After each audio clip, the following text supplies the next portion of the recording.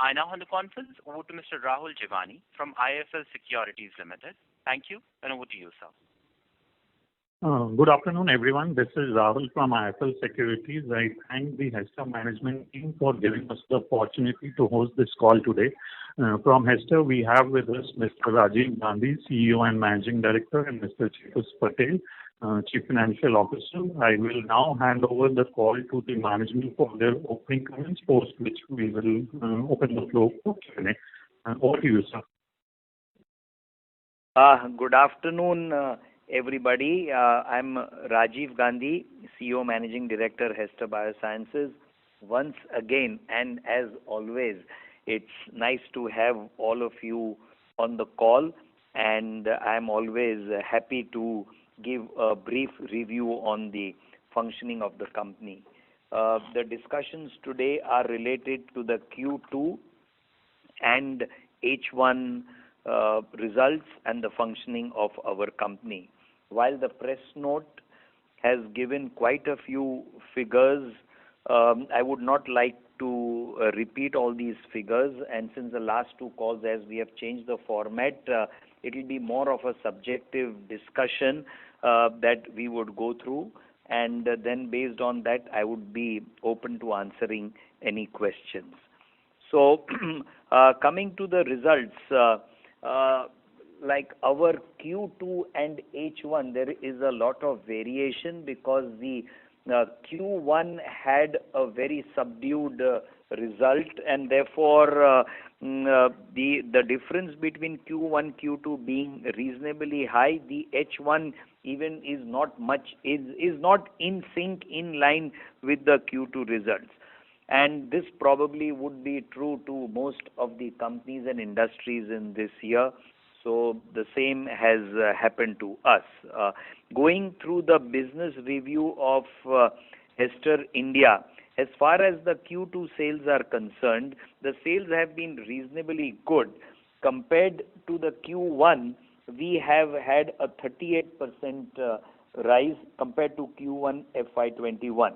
If we do a quarter-to-quarter comparison, that is this Q2 comparison with the Q2 FY20, there has been a 30% rise in our sales. And if we do a H1 to H1 comparison, it's been a 10% rise. As you are aware, we have two divisions. We have the poultry and the animal healthcare divisions. The poultry healthcare division had a growth of 21% in Q2 FY21 and 7% in H1 FY21 as compared to the Q2 and H1 of FY20. The animal health division grew at 41% on a quarter-to-quarter basis and 26% on a half-yearly comparison basis. So there has been a reasonable growth as far as the top line is concerned, and we see that this trend should now continue as far as sales are concerned, because the demand for milk, eggs, everything has now started going up. The feed prices for poultry are also reasonably stable at this point of time. Last year, as you might recollect, there had been too many issues in terms of maize prices, etc., and the feed costs were very high. This year, everything now seems to be going on track, and we are hopeful and we feel that the Q3, Q4 would yield us the results as what we had expected to achieve, and the forecast internally made by us during the pre-COVID days. We have two range of products. One is the vaccines and one is the health products.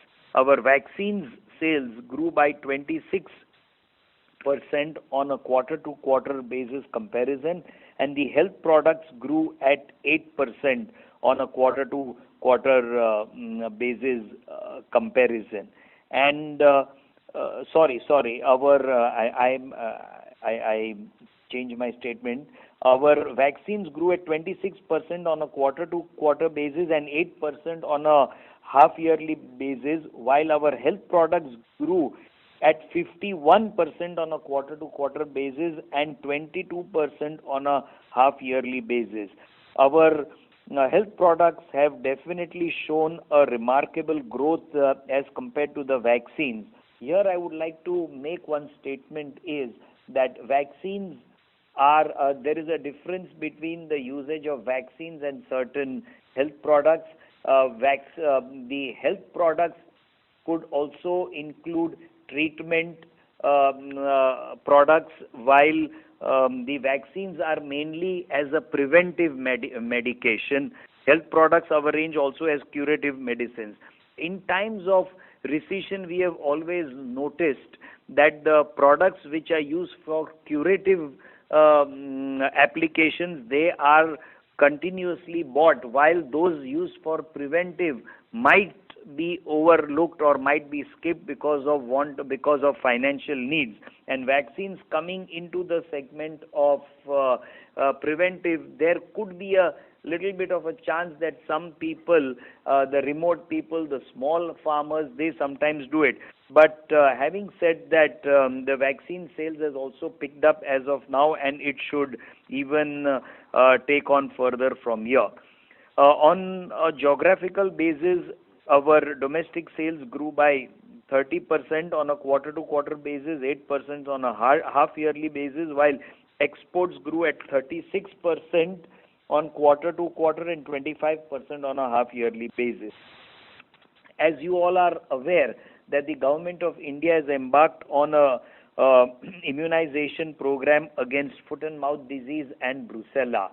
Hester Biosciences manufactures brucella vaccine, and we would be part of the government's campaign towards immunizing cattle against brucella. Earlier there was a tender. The tender was cancelled by the government, and now the new tender is expected. We would be participating. We are as hopeful to become the largest supplier of this in the tender once it goes through, and that should give us good business in Q3 as well as Q4. We have been another point that I would like to stress over here is the lumpy skin disease. This is an emerging disease in India. It is found in cattle, and the lumpy skin disease has no curative medication. There is only preventive medication, and preventive medication is only again through a vaccine. Hester Biosciences is at the moment the only company that is working towards the development of a lumpy skin disease vaccine, and in 6 months' time we should be ready with this vaccine, being the only supplier of the LSD vaccine in the country, and we feel that this would be a tremendous, huge opportunity for the company. On the health product side, we are also now looking at introducing herbal products, natural products. The world is going away from antibiotics. Even in animals in Europe, in the United States, antibiotics are banned in feed, and on same lines, we believe that natural products has a tremendous future. So on our health product side, we would be introducing a big range of natural products, which in days to come, which could probably become the most focused product line out of our health products as far as Hester is concerned. Looking on to territorial expansion in India, in the last few months, we have again started hiring people, rejuvenated our team, and we believe that this additional hiring, etc., is going to yield us very good results in Q3, Q4. Definitely Q4, as we surely feel that poultry and cattle, both these markets, it has gone through a very bad time for a very long time, and now we are confident that it would be taken very well in the coming days in this whole financial year.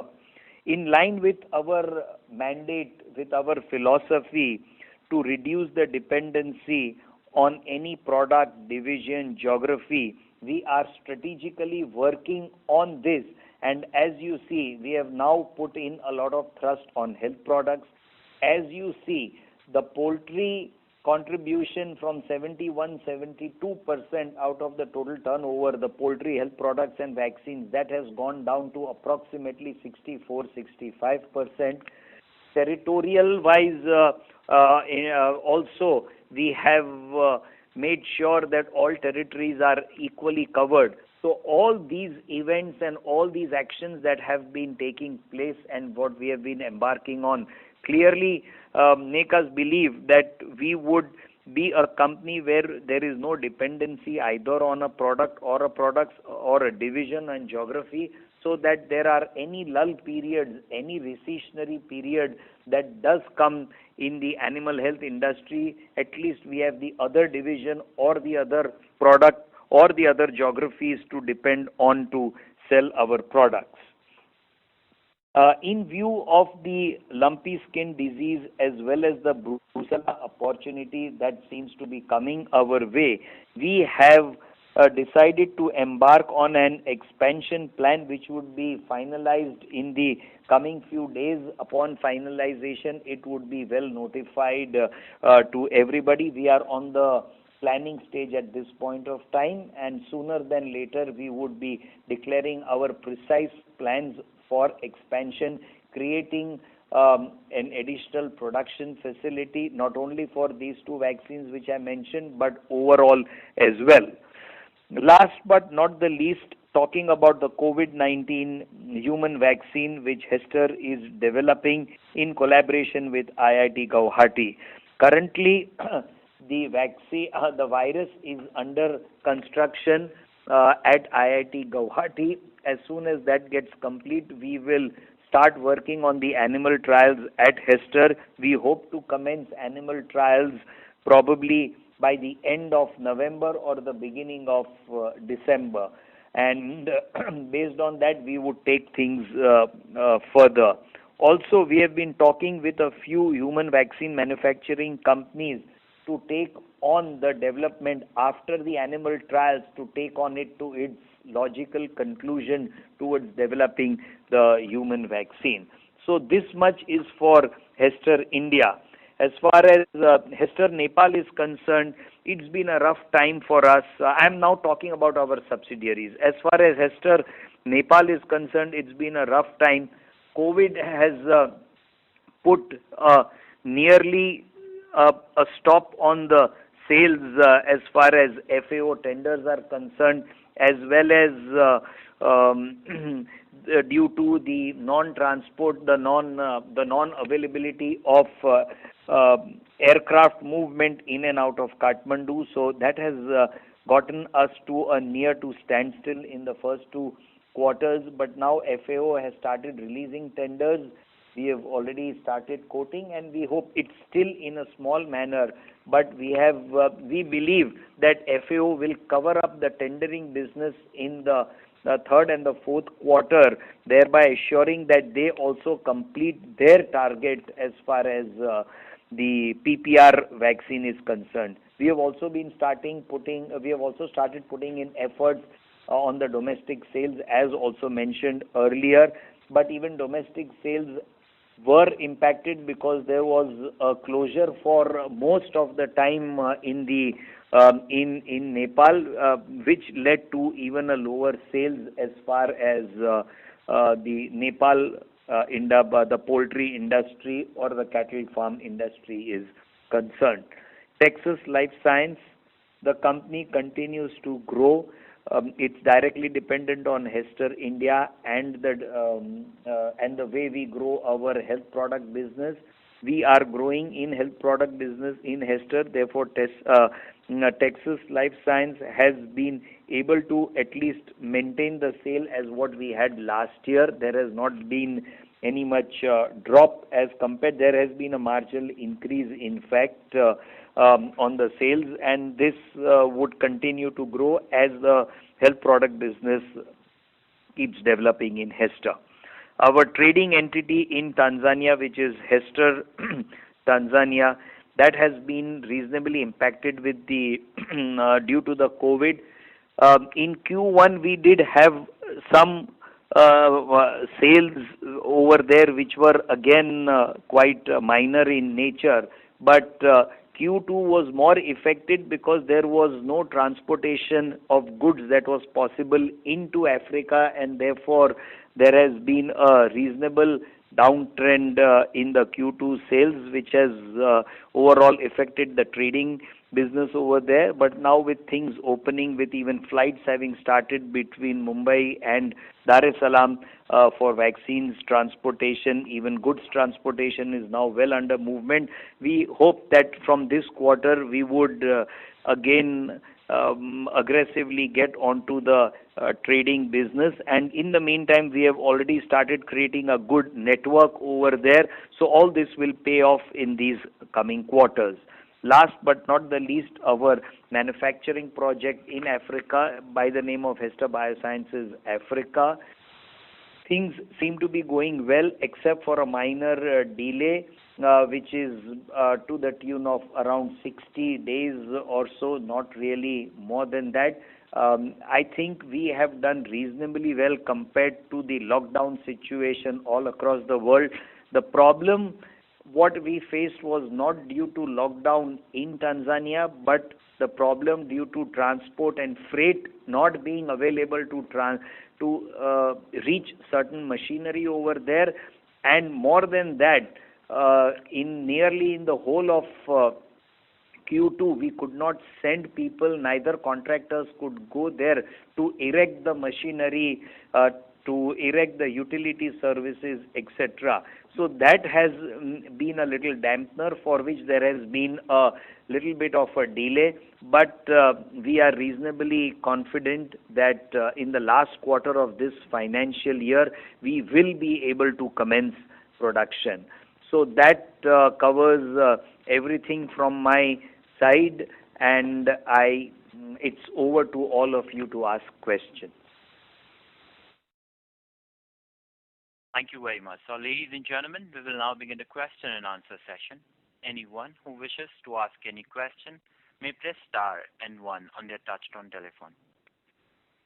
If you wish to remove yourself from the question queue, you may please press star and two.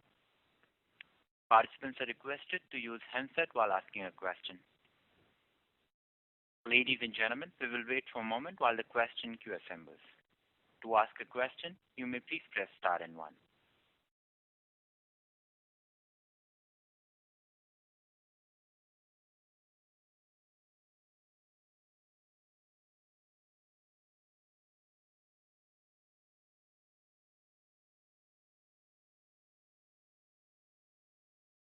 We have a first question from the line of Amar Jain from Jain Investment. Please go ahead.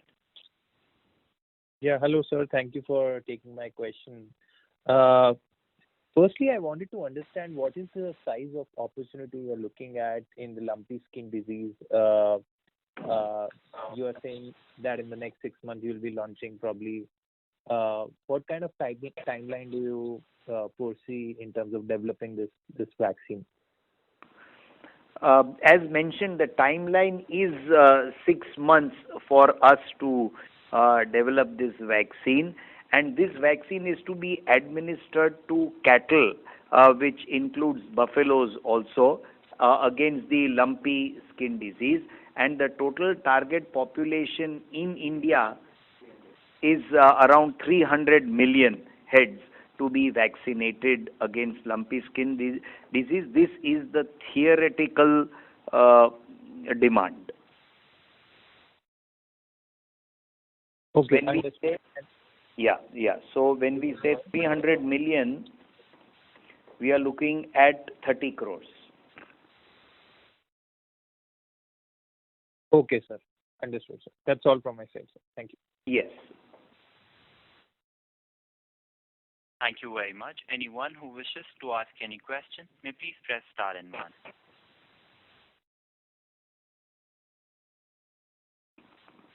We have a next question from the line of Aditya Nahar from Alpna Enterprise. Please go ahead. Hi, sir. Thank you for taking my question. I had 3 questions, sir. The first one, could you talk about the status of registrations of the portfolio in the African countries? The second one is the status of the FAO tenders for Hester Nepal, which you've given in your press release, but if you could just talk a little bit more about that. And lastly, sir, is there a possibility for the tie-up of the COVID, for just manufacturing the COVID vaccine at your end? Your thoughts or comments on this? Okay. Your first question was related to registration of products in Africa, right? As far as registration is concerned, it's an ongoing process. There are more than some 14, 15 or probably even 18, 20 countries that registration processes are going on, and there could have been one or two products registered in each of these countries, or even more, or they are about to get registered. While I'm talking to you, I do not have the fact sheet in front of me on a country-wise breakup, but we are doing reasonably well. But please do keep in mind that due to the COVID reason, most of these government offices were closed for quite some time, for nearly 4 to 6 months. So there has been a lag in the registration activities as well. Now, the second question was FAO tenders for PPR from Nepal, Yes, sir. right? Yes. Yes, nothing much to say except that FAO has started the tendering process. Small tenders have already come. In fact, we are waiting for the outcome of those tenders, and it's a process which directly is not under our control. So we wait and we take it further, though we have enough assurances from FAO that things would fall back on track as far as PPR vaccination programs in each of these countries it is concerned. Okay. And the third question was COVID-19 human vaccine manufacturing ability at Hester Biosciences India. We ourselves do not see that as a possibility, how much ever capable we are. We have already built a business of over 150 crores of vaccine business that we are having at Hester Biosciences. We would not be in a position to overlook that business and go on to this. Having said that, there are opportunities already available with us from people and companies who are willing to take up the manufacture of the vaccine at their end. So it saves us the trouble of creating that infrastructure. Two, it does not hold us back in our routine production that has been going on for the animal vaccine. Great, sir. Thank you so much. Thank you.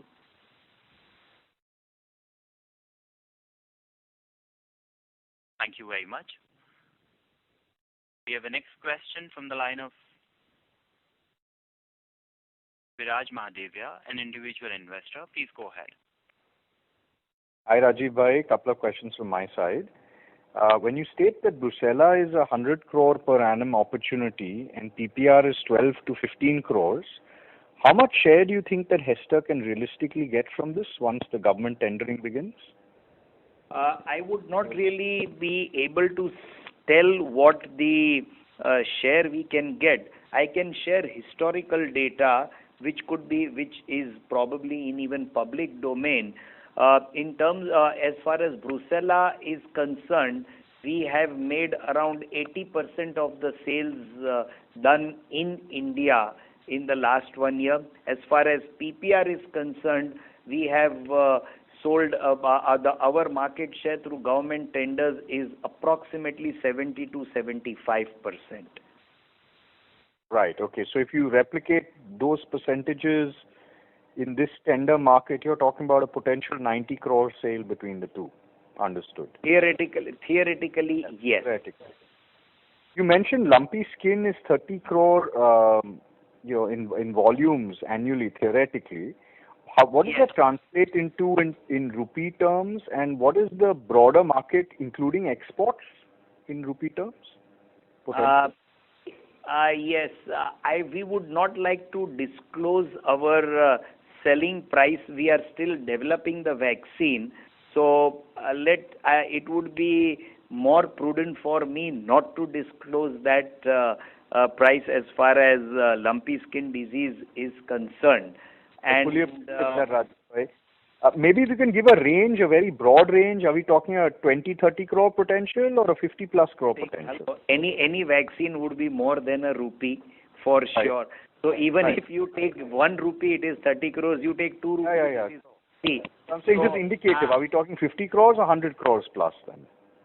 Uh, again, you're trying to hold me on to that.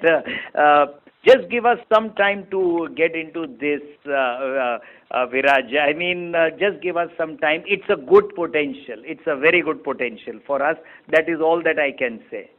Okay, excellent. Can you expect, obviously you've had some working capital burden given what the rural and farmer folk have gone through over the last 6 to 12 months. Can we expect working capital cycle to improve every quarter from October 20?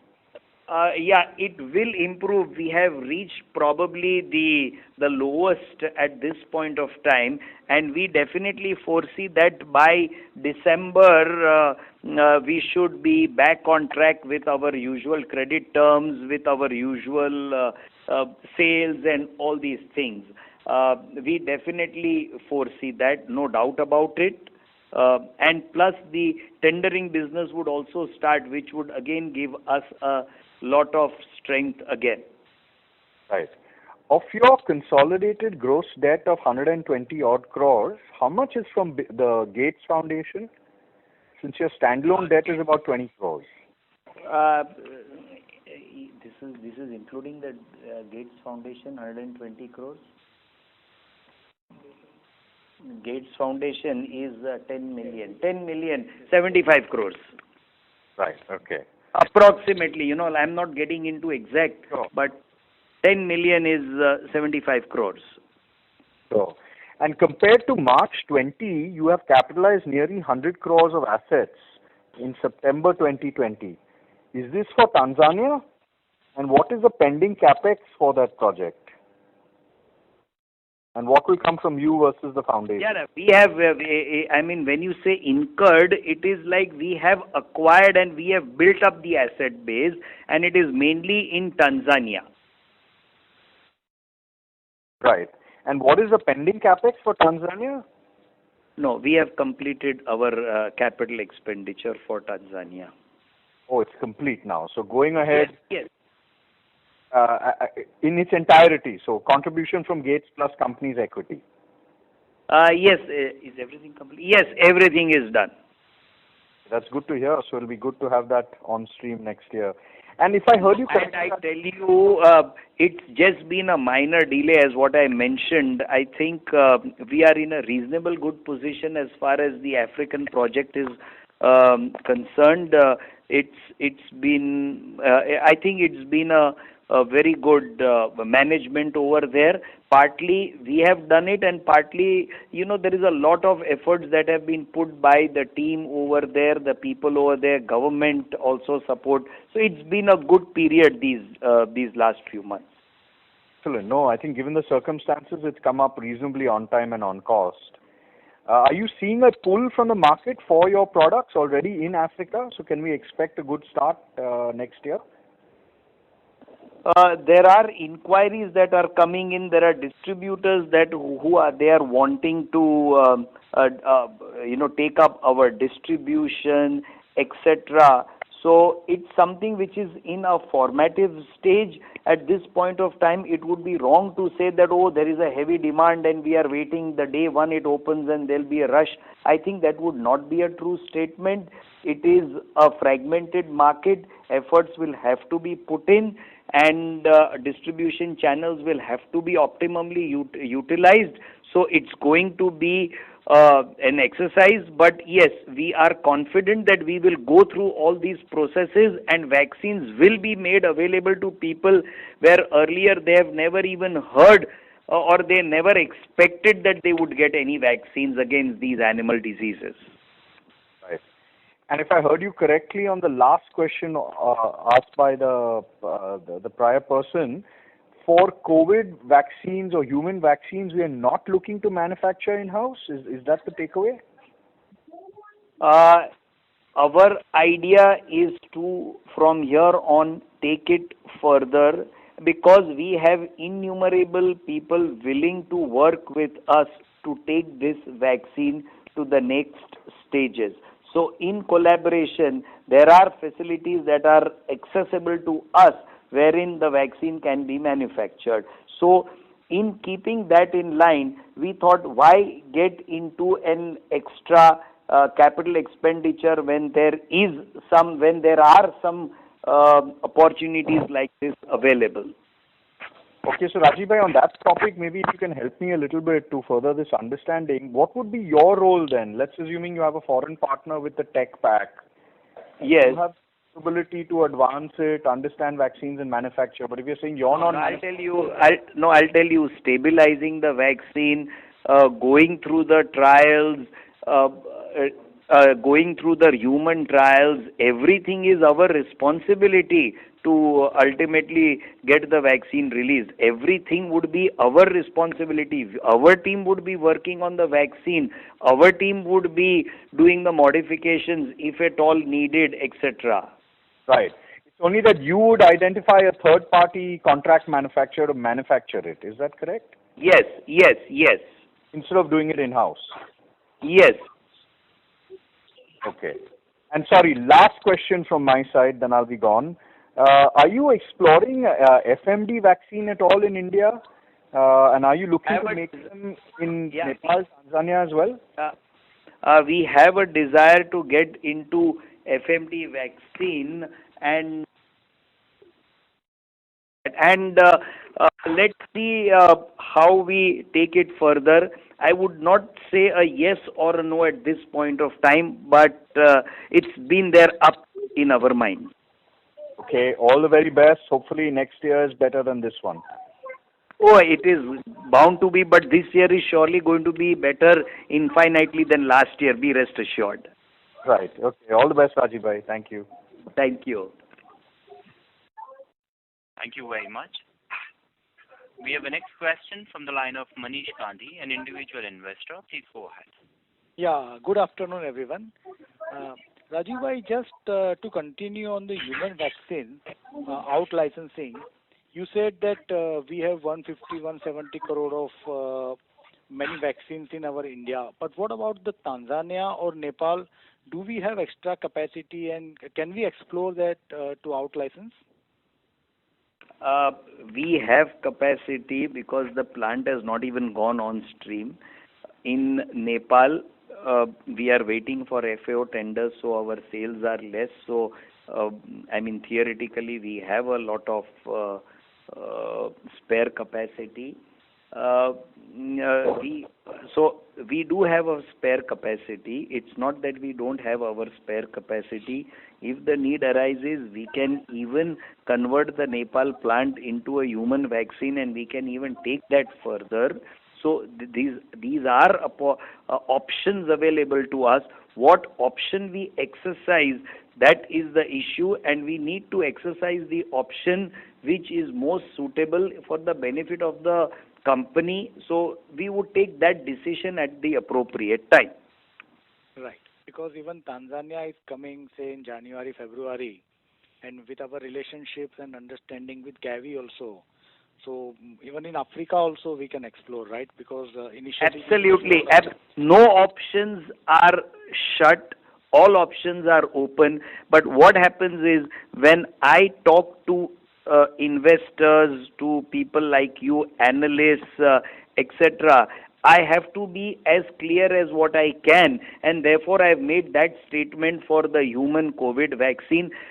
Please, I would appreciate all listening. Do not read anything in between the lines, or there is nothing of that sort. We are open for anything and everything, as long as there are alternatives available. Why convert one capacity into another and not have business of one type of vaccine? So with this intention, it's not with any other intention, not that we are not capable of, there is nothing of that sort. Right. No, obviously, I understand and appreciate, and you have created so many streams, no? And so With my little understanding, I always try to explore what goes into your mind and what are the opportunities. No, no, thank you very much. But be rest assured, there is no incapability. It is just taking the best choice that is for the company. That's all. Thank you. Obviously, and I trust you so far. And the second question is, Rajiv bhai, what led to retendering of Brucella vaccines? It was in government's internal thing because they had certain probably an increase in demand, and what had happened is that legally also I am not very sure. I could be wrong when I make this. There is a period after which things lapse, and this COVID thing extended the whole matter too long. So that also could be one of the reasons. Right. And so, do you also feel that given the finance stress for government, it can even further delayed? No chance. No chance. Be rest assured, no chance. Okay. Thank you so much. Thank you. Thank you very much. A reminder to the participant to ask a question. You may please press star and one. We have a next question from the line of Manish Gupta from Solidarity. Please go ahead. Rajiv bhai, wanted to understand from you, this FAO program for PPR eradication has been in the works for quite some time. Now, there is still no firm visibility on how that program will scale up. So just wanted to understand from you, what are the challenges they are facing? So have they secured the funding? Right now even they are dependent on a lot of grants from, large countries, one would imagine. So do you have comfort that, the train has finally left the station? Because, we put up a huge plant in Nepal for this vaccine, and, there just doesn't seem to be any sense of timelines when this project will finally take off.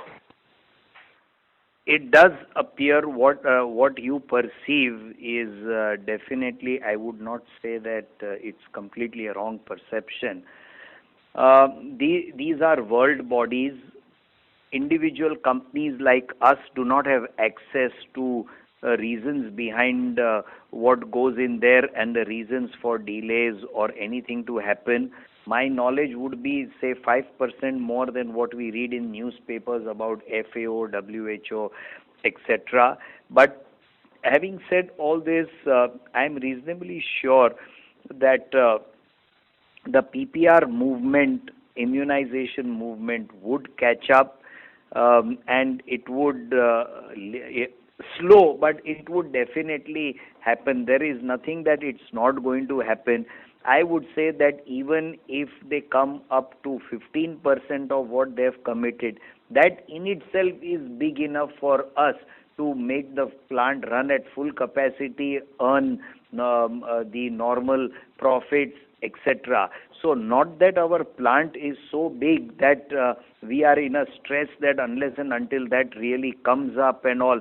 If you see last year at 15 crore turnover also, we made a minor profit. We were a little over the break-even point. So anything that gives us this much turnover, and we are good to go. So I agree, it is slow. Even if it is slow, we will still be able to make it. It's not that we have such huge big capacities. Also, in Nepal, we have now taken the licenses of all the other poultry vaccines as well as a few other vaccines which India does not allow to manufacture, including the Brucella vaccine, which is also manufactured in India over here. So what we have done is we have created the facility over there which can supplement the Indian production unit in the event of any specific needs at any point of time. So that's something which we have done in the last 6 months while everything was low and not moving. Okay. Second question, Rajiv bhai, is that, our poultry business, is quite like an annuity business because, chicken is a consumption item. Our other vaccines, which are, say, for example, brucella or lumpy skin disease, are these long-term opportunities, or are these opportunities which are for a finite time period, and then the demand for these will dip? In fact, at this point of time, there is no finite time that can be defined that by this the opportunity would go down. There is zero chance for Brucella vaccine that it would not be needed, that it would be eradicated, that lumpy skin would be eradicated. There are two diseases that have been eradicated. PPR is the third disease which is on the way, and that too has been timetabled as 15 years. That was 3 years ago. Things are slow. So there is nothing that is going to happen even in the immediate long run that can disrupt any of our products or our business. So Rajiv, let me rephrase my question. So, let us assume in the first year or 2 years, our demand for Brucella is say 100 units, because the government program takes off to immunize all the cattle. So you get a huge boost in demand because let's say 60-70% of the organized sector cattle get immunized. But is there a need for a replacement shot for this vaccine in year 3 or year 4? The Brucella vaccine is a one-time lifetime vaccine, but the newborn calves that are being added every year, the population of which is increasing on a year-on-year basis, this is always going to require the vaccine. Got it. Okay. Every newborn calf would need the Brucella vaccine, and it needs to be vaccinated around what age? Between 3 to 8 months it needs to be vaccinated. So now there is always a replenishment of calves, and there is always the need for the vaccine. Yes, got that. My last question was, in our Africa business, how much of our business plan over there would be dependent on tenders vis-a-vis, just our own salespeople selling into the market? At the moment, the tender dependency, the calculations are with zero dependency on tenders as far as Africa is concerned. If tenders come, that would add to our business. So, can you share any numbers about when we expect Africa to break even?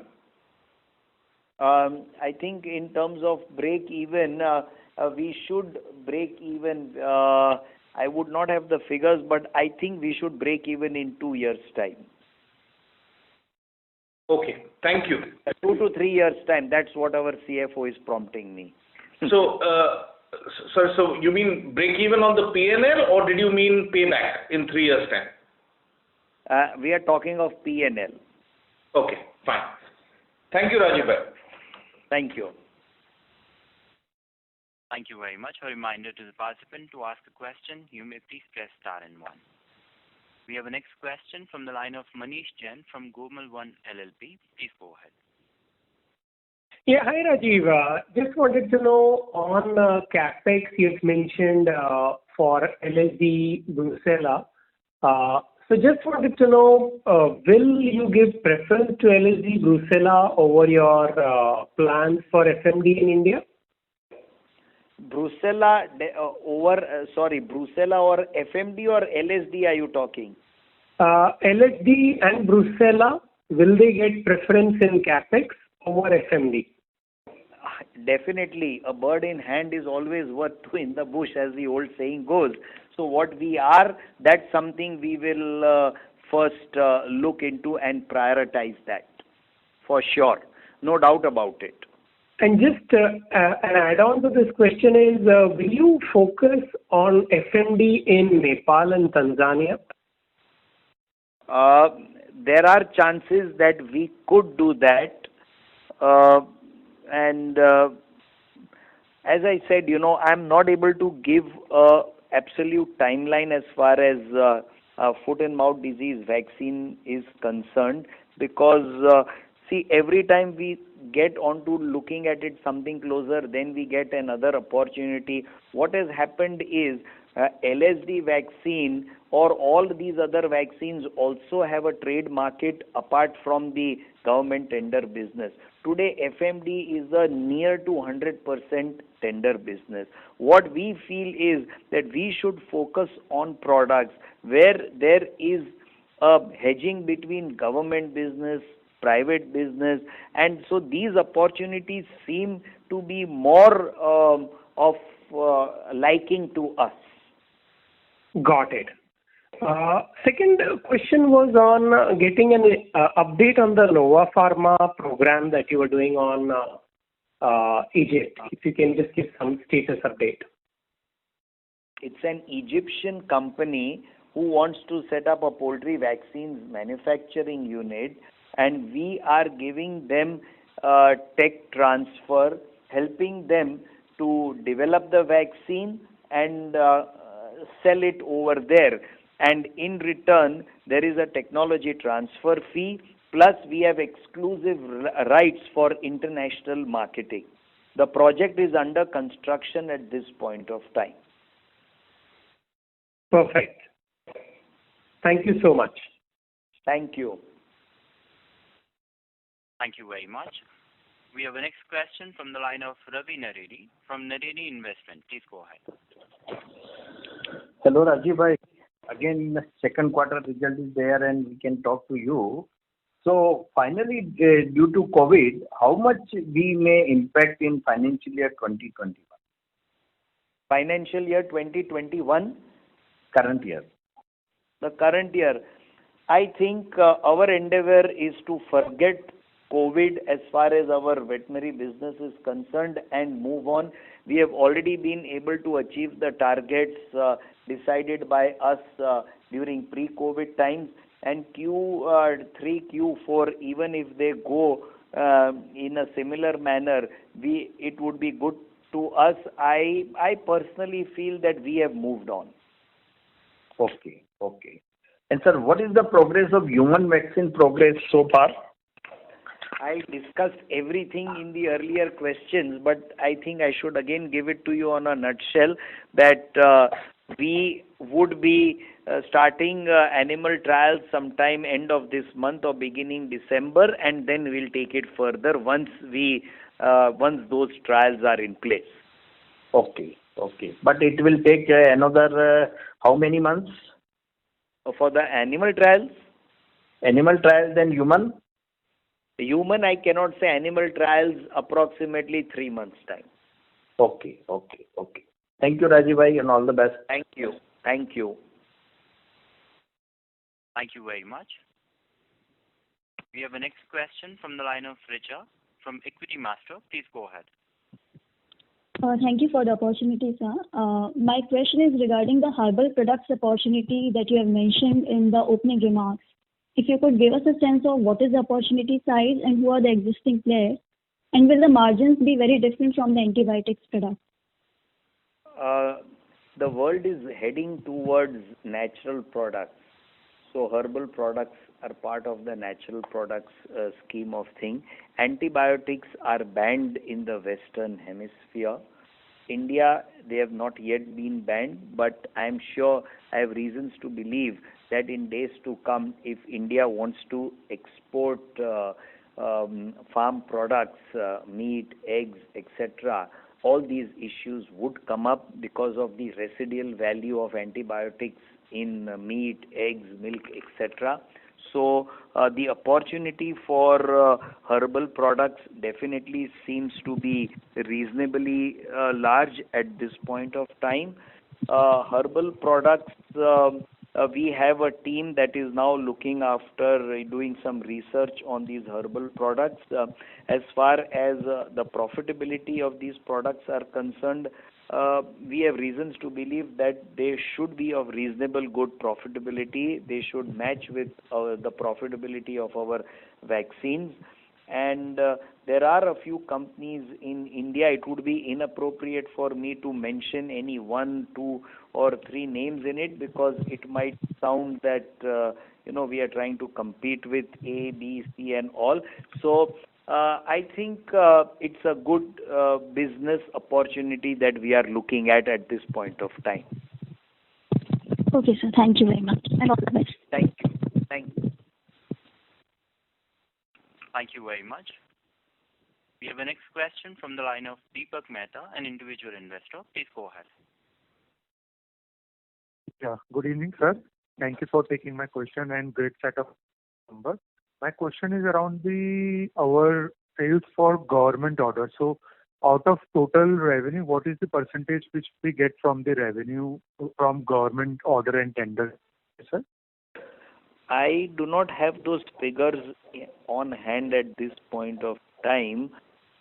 Maybe on the side we can give you this information, but I would, this is you are asking as far as poultry is concerned, it is around 2 to 3% of our total business.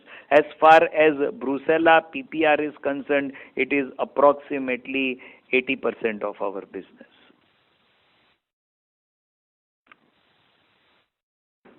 Hello.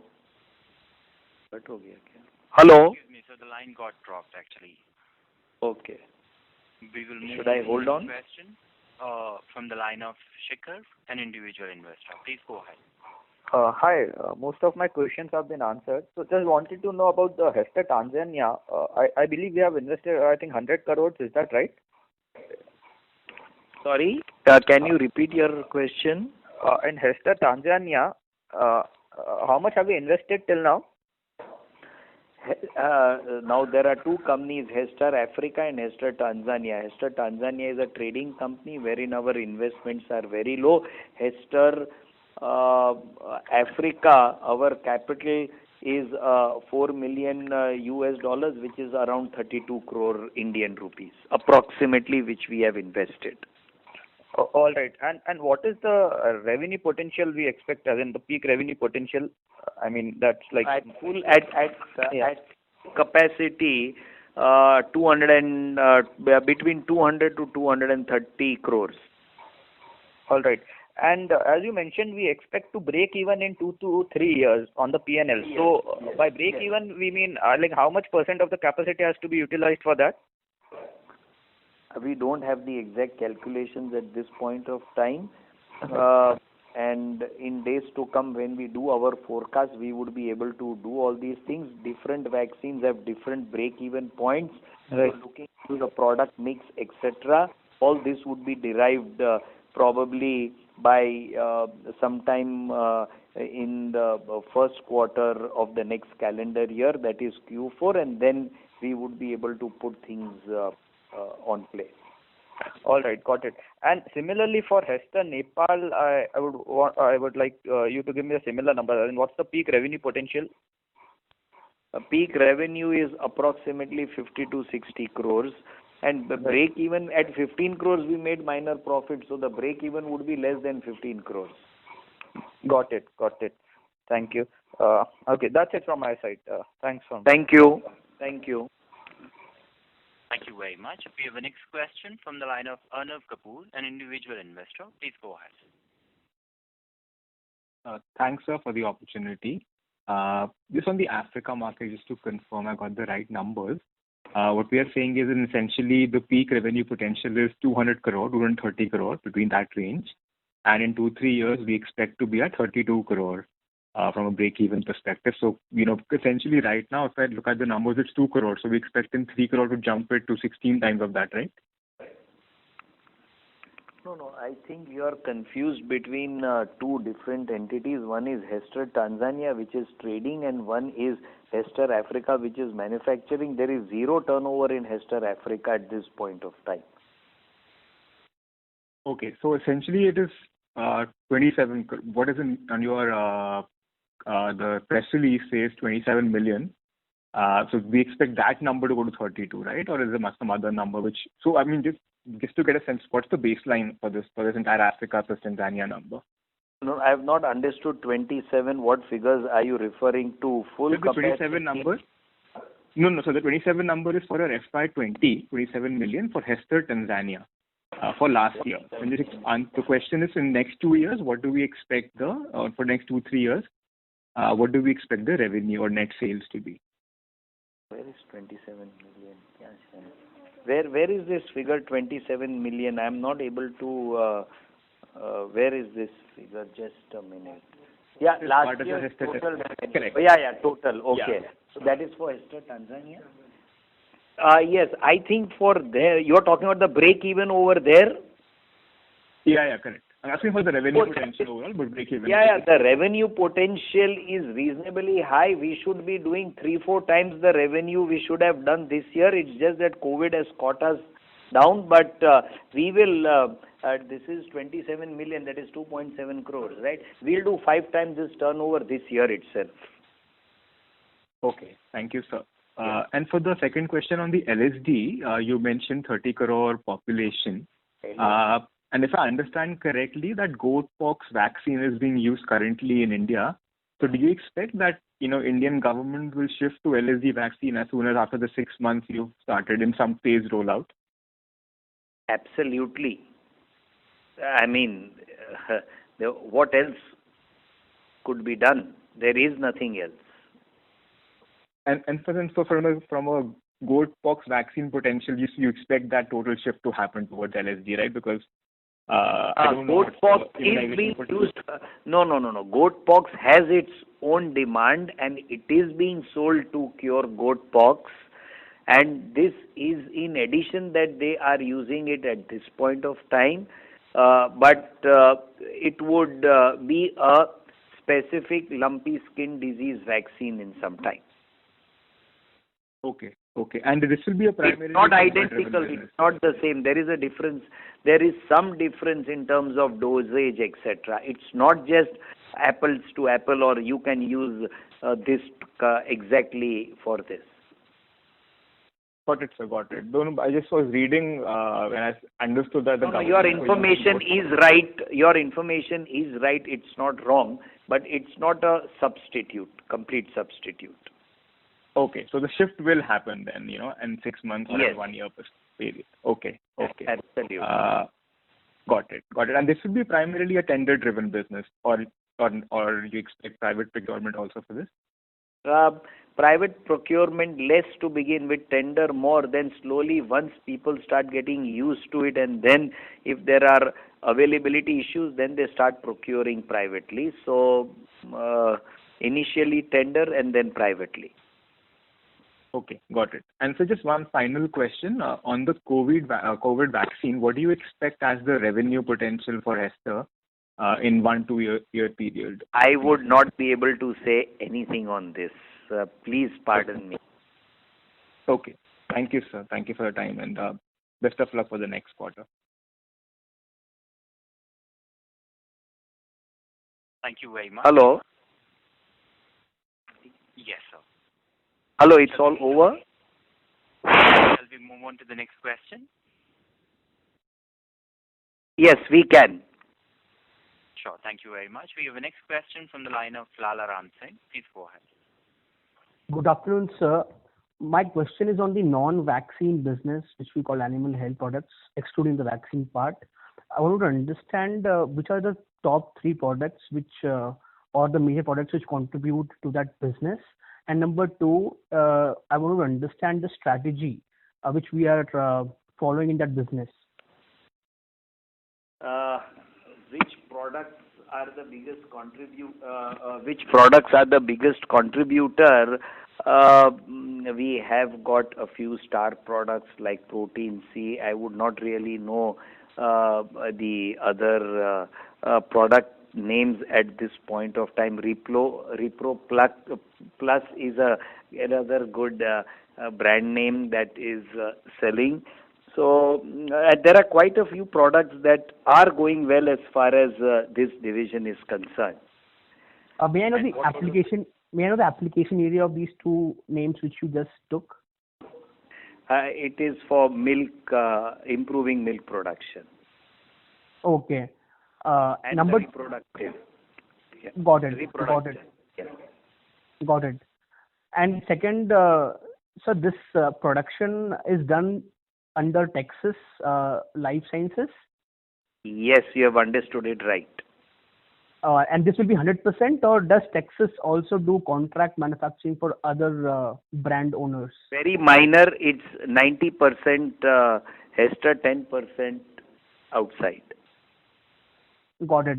And so do we expect to make Texas a fully owned company, or may I know who is the other 35% owner? There are other shareholders from whom we acquired 55%. They continue. At this point of time, there is no plan for us to take full ownership, etc. The purpose is that we have our feet ownership in a company wherein we have control over the products, the quality, the supply chain, etc. Everything is happening on as per the objective. So as long as we are achieving our objective, why should we really try to change anything at this point of time? Sure, sir. So may I know, in this quarter, the 50% growth, what were the key drivers? Which product, or was it distribution in new regions? Can you talk about that? What drove that growth? I think that the questions that you have asked me, probably I would need our team of marketing people to really enlighten me on all these things. And to be honest, these are quite confidential figures. So even if I would have them, it would be inappropriate for me, against the interest of our own business, to share such details. Got it. So what is the things which you can share about this business long-term plans? Because I believe it's a focus area, right? Non-vaccine, you want to diversify your business, de-risk your business. No, there is no diversification. Please, please hear me out. There is no diversification. Vaccines is our strength, and we are producing vaccines. We will continue producing vaccines. We are getting into an expansion plan. The health product market is bigger in terms of rupee or in dollar terms than the vaccine market. Therefore, we also want to be in that. The scope of doing a bigger turnover is very high in health products. Therefore, we are also into it. It is not a diversification. It is an addition. I understood that, sir. Thanks for that. So I just want to understand that, because it is a materially different business in terms of characteristics versus the vaccine business, how are we approaching that particular business in terms of... It in the same manner. We have the same marketing distribution network. Everything goes through the same channels, and ultimately the customers are the same.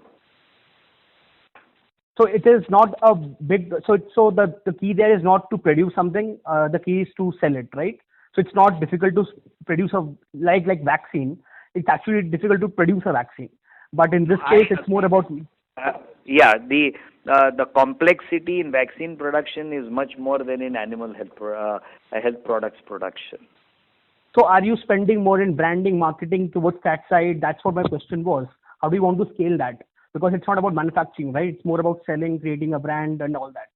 So I just wanted to understand that part. I think, no, I am not able to understand your question. We are a company that is marketing and distributing animal and poultry health products, and this is also a requirement of that.